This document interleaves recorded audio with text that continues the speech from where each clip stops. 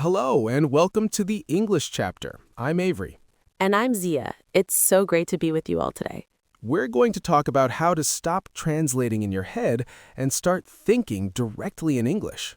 So, first things first, Avery, why do we even do this? Why is translating in our heads the default for so many of us when we start learning a new language? It's natural. When you first learn English, you only have your native language as a reference point. That makes total sense. It's like a safety net. All right, let's get into the good stuff, the how-to. What's the very first, simplest step someone can take today to start this process? My favorite place to start is what I call the naming game. It's incredibly simple, but so effective. The naming game. I like it. How does it work? You just look around you, wherever you are, your room, your office, on the bus, and you name the things you see directly in English. Mm-hmm. So instead of thinking, that's a ventana, and then, oh, window, you just look at it and think, window. Look at your desk and think, laptop, pen, notebook, lamp. That's brilliant because it's so low pressure. You're building that direct connection with physical objects you see every single day. Exactly. And a great way to reinforce this is to use sticky notes. Go around your house and label everything. Put a note that says mirror on your mirror, refrigerator on your fridge. It sounds silly, but it works. Of course, it creates this immersive environment where English is just there. It becomes part of your physical world. Okay, so that's tip number 1, the naming game. What's next? Tip number 2 is to change your dictionary. Ooh, interesting. What do you mean by that? I mean, stop using a bilingual dictionary that translates from your language to English. Instead, start using an English-to-English learner's dictionary.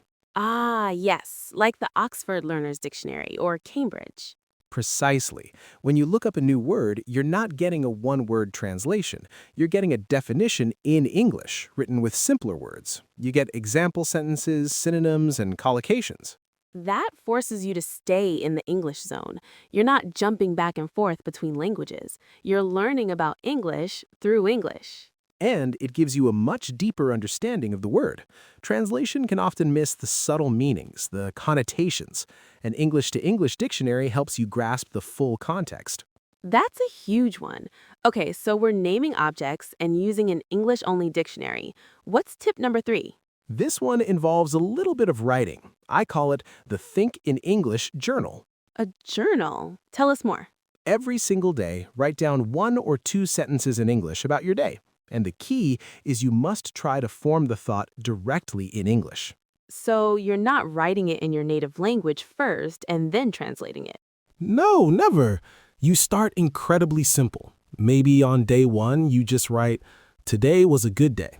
I ate pasta for dinner. Okay, very manageable. As you get more comfortable, you can expand it, a full paragraph, then a page.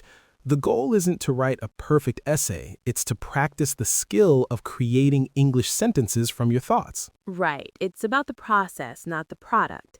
Don't worry about grammar mistakes, just get the thoughts out. Exactly. It's a private exercise for your brain. I love that. It builds confidence. Okay, what's our next strategy, Avery? This one you can do anytime, anywhere, and nobody even has to know you're doing it. It's about narrating your day in your head. Your internal monologue. Yes. As you go about your daily routine, describe what you're doing, but in English. So when you're getting ready in the morning, you can think to yourself, okay, I'm waking up now. I need to brush my teeth. What should I wear today? That is such a powerful technique. You're turning every single moment into an English practice session. Yeah, I am walking to the bus stop. I hope the bus isn't late. Oh, look at that dog. It's very cute. It's constant active practice. And again, it's zero pressure. No one is listening. No one is judging you. You're just getting your brain used to the rhythm and flow of English. It starts to make English feel less like a foreign language and more like just your own thoughts. Okay, so we've got a lot of internal exercises. What about bringing more English from the outside? That's tip number 5. Immerse yourself. You need to make English a part of your daily environment as much as possible. So this is where things like watching movies and listening to music come in. Absolutely, but with a specific intention. Watch movies or TV shows in English, but use English subtitles, not subtitles in your native language. Yes, that's so important. Reading the English subtitles while you hear the words connects the sound, the spelling, and the context all at once. It's a multi-sensory learning experience. And it goes beyond movies. Change the language on your phone to English. Change your computer's language. Follow social media accounts that post in English. Exactly. Listen to English podcasts like this one. The more you hear and see English in your everyday life, the more your brain accepts it as a normal mode of communication. It stops being a special thing you only do during study time. It becomes normalized. I love that. Okay, we have time for one more big tip. What's the last one? The last one is about how you learn new vocabulary. My tip is learn in chunks, not single words. Chunks? You mean phrases? Yes, phrases, collocations, and even full sentences. Our brains don't think in single, isolated words. We think in ideas, which are formed by groups of words. That's true. So instead of just memorizing the word appointment, you should learn the chunk, make an appointment. Instead of just effort, learn make an effort. Or do my best, take a break. On the other hand, these are fixed phrases. Exactly. When you learn these chunks, you don't have to build sentences from scratch every time. You can just pull the whole chunk from your memory. It makes your speech faster, more fluid, and much more natural sounding. It's like having pre-built components for your sentences. It's so much more efficient. Now, all of these strategies are great, Zia, but let's be realistic. It's not always going to be easy. There will be moments of frustration. Of course. The biggest one I hear from students is, but what happens when I'm trying to think in English and I just don't know the word for something? It's the classic roadblock. You're in the middle of a thought and you hit a wall. Your first instinct is to immediately grab your phone and translate the word. Right, which pulls you right out of the English zone we're trying to create. Exactly. So here's the challenge, and it's a really important skill to develop. Don't translate.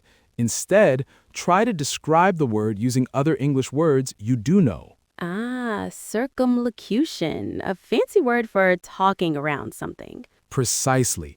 Let's say you can't remember the word scissors. You could think, the tool you use to cut paper, or the thing with two blades for cutting. That is such a crucial skill, not just for this exercise, but for real conversations. You won't always know every single word, but if you can describe what you mean, people will understand you.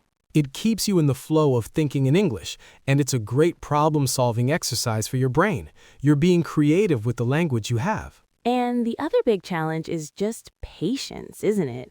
This isn't a quick fix. Not at all. You are literally rewiring your brain. That takes time and consistency. There will be days when you feel like you're making no progress. On those days, it's important to remember how far you've come and to celebrate the small wins.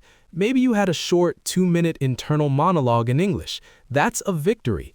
Maybe you understood a word from its context in a dictionary. Celebrate that. Be kind to yourself. This is a marathon, not a sprint. Every little bit of practice adds up over time. All right, so that was a lot of information. Let's do a quick recap of the main strategies to help you start thinking in English. Let's do it. First, we had the naming game. Look around you and name objects in English. Right. Then switch to an English-to-English dictionary to keep yourself fully immersed in the language. Next up was the Think in English journal. Just 1 or 2 simple sentences a day to practice forming thoughts directly in English. Then, my personal favorite, narrate your day. Use that internal monologue to practice constantly and in a low-pressure way. Don't forget to immerse yourself. Change your phone's language, use English subtitles, and listen to English podcasts. And finally, learn in chunks, not single words. It'll make your speech more natural and fluid. And when you get stuck, try to describe the word instead of immediately translating. Be patient and consistent.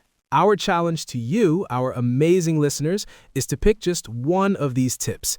Just one, and try it for the next week. That's a great challenge. Maybe you'll spend 2 minutes each day narrating your morning routine, or maybe you'll label 5 things in your kitchen. Start small. Let us know which one you're going to try. leave a comment on the YouTube video for this episode. We'd love to hear from you. That's all the time we have for today on the English chapter. Thanks so much for joining us. Keep practicing, be patient with yourself, and we'll see you in the next episode. Bye for now. Goodbye, everyone.